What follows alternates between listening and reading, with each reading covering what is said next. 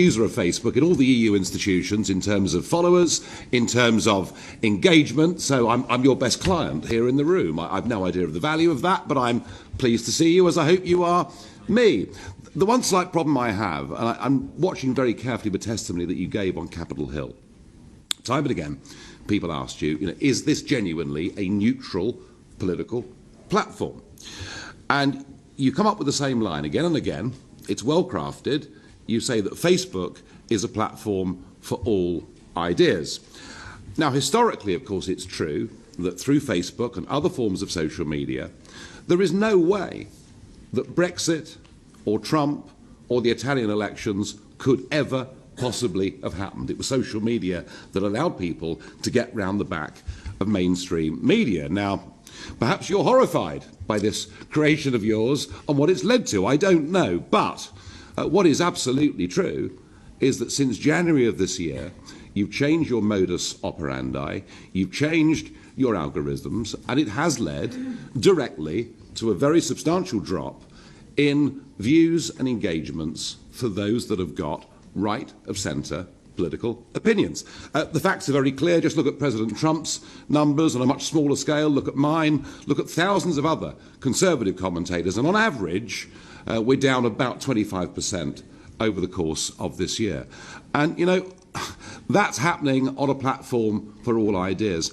I'm not talking here, Mr. Zuckerberg, about extremism. I'm not talking about encouraging violence. I'm not talking about hatred of anybody. I'm talking about people who have majority mainstream opinions, and frankly, I feel they are being willfully discriminated against. What interests me is who decides what is acceptable? Who are these people you referred to earlier, these third-party fact-checkers? Who are these people? I mean, why is there no transparency in this process at all?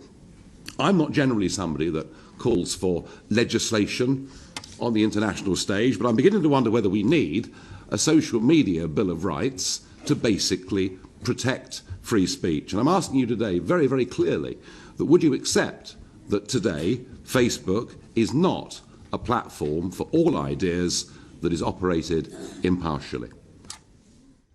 Let me see if there's anything else that is important to touch on. There were a couple of questions about political bias that I want to touch on, because I think that this is a very important topic.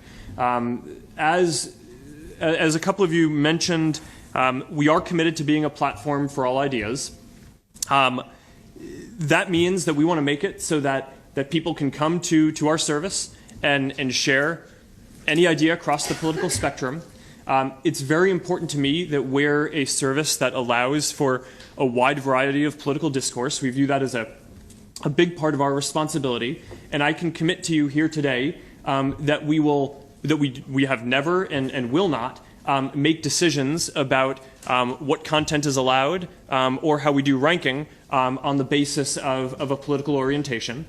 So that's an important philosophical point for me that I'm proud to be able to commit to. There was a specific point around distribution and reduction of seeing people's content, and on that, what I'd just say is we've made a number of changes this year to make sure that we're showing people's friends and family and community content more than public content in general. So a lot of the feedback that we've heard from people is that they come to Facebook because they want to stay connected to people.